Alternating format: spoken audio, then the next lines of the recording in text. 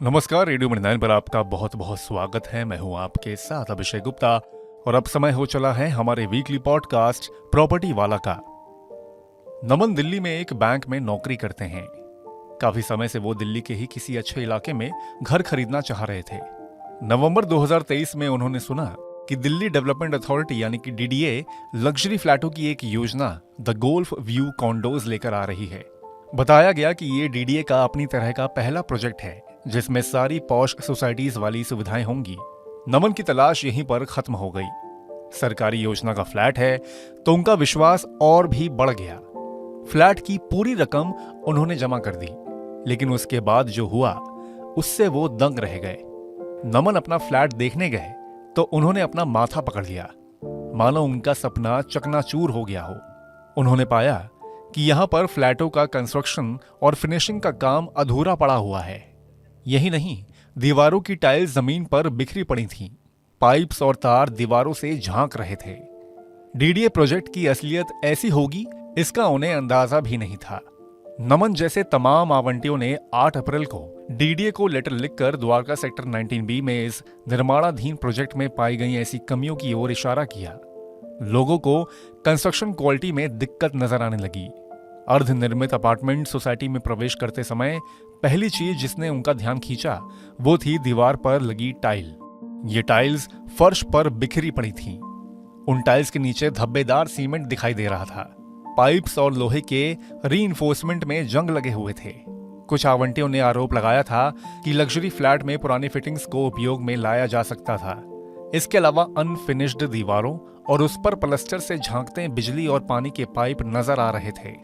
Civil engineer के रूप में काम करने वाले एक एचआईजी आवंटी ने कहा कि कुछ ही महीनों में इस बिल्डिंग में आप लताओं और पौधों, बरगद के अंकुरों को उगते हुए देखेंगे, क्योंकि दीवारों से झांकते पानी पाइपों के जोड़ों में ये जमा होते रहते हैं।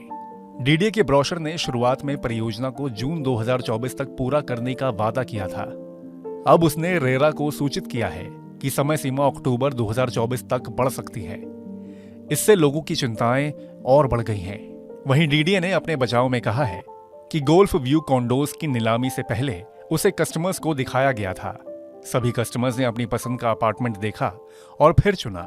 डीडीए अपने सभी ग्राहकों को गुणवत्तापूर्ण आवास प्रदान करने के अपने इतिहास पर कायम रहेगा। अब बढ़ते हैं प्रॉपर्टी वाला की दूसरी खबर की ओर। दिल्ली नगर निगम की वेबसाइट करीब एक हफ्ते से ठप पड़ी है।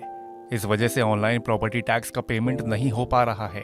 प्रॉपर्टी टैक्स जमा करने के लिए लोग दफ्तर के चक्कर काटने के लिए मजबूर हैं। निगम की वेबसाइट पर ऑनलाइन सर्विसेज की विंडो खुल ही नहीं रही है। कभी कभी मुश्किल से विंडो खुल भी रही है तो इसके आगे प्रॉपर्टी टैक्स की विंडो नॉट रीचेबल बता रही है। सिविक सेंटर में समस्याएं लेकर पहुंचे नागरिकों ने बताया कि निगम की वेबसाइट आए दिन बंद पड़ी रहती है, जिस वजह से निगम की सेवाओं का स्मूथली बेनिफिट नहीं मिल पा रहा है। निगम के आईटी डिपार्टमेंट पर हर महीने लाखों रुपए खर्च हो रहे हैं, जबकि इसकी ऑनलाइन सेवाएं बेहद खराब बनी हुई हैं। एमसीडी की वेबसाइट का सर्वर भी स्लो रहता है। अब बात तीसरी और आखिरी खबर की। रियल एस्टेट सेक्टर को लेकर एक रिपोर्ट आई है जिसमें कई हैरान कर देने वाली जानकारी सामने आई है। भारत में रियल एस्टेट सेक्टर एक बड़े बदलाव के दौर से गुजर रहा है। इस बदलाव से लोग हैरान हो रहे हैं क्योंकि एक ओर सस्ते घरों की बिक्री में कमी आई है, जबकि दूसरी ओर महंगे घरों की डिमांड में तेजी बनी हुई है। प्रमुख शहरों में खासकर दिल्ली एनसीआर में लग्जरी अपार्टमेंट की डिमांड काफी ज्यादा देखी जा रही है। कुशमैन एंड वेकफील्ड की एक रिपोर्ट के अनुसार दिल्ली एनसीआर लग्जरी अपार्टमेंट्स की डिमांड के मामले में देश के दूसरे बाजारों में सबसे आगे है। मार्च तिमाही के दौरान दिल्ली एनसीआर में हुई नई लॉन्चिंग में अकेले लग्जरी अपार्टमेंट का हिस्सा 61% रहा। इससे पता चलता है कि दिल्ली एनसीआर के बाजार में लग्जरी घरों की डिमांड तेज है। वहीं कुल लॉन्चिंग में मुंबई और बेंगलुरु के लग्जरी अपार्टमेंट की हिस्सेदारी क्रमशः 26% और 19% रही। कुशमैन एंड वेकफील्ड की रिपोर्ट में उन घरों को लग्जरी कैटेगरी में रखा गया है जिनकी कीमत कम से कम 15,000 रुपए प्रति वर्ग फुट है। तो आज के इस वीकली पॉडकास्ट प्रॉपर्टी वाला में बस इतना ही। ये पॉडकास्ट आपके लिए तैयार किया है हमारी सहयोगी चारू अग्रवाल ने। बाकी बिजनेस, पर्सनल फाइनेंस और कॉर्पोरेट जगत से जुड़ी और खबरों के लिए सुनते रहिए रेडियो मणि 9 और डाउनलोड कर लीजिए हमारे मणि 9 ऐप को। हमेशा की तरह मैं हूं आपके साथ अभिषेक गुप्ता। अभी लेता हूं विदा। धन्यवाद।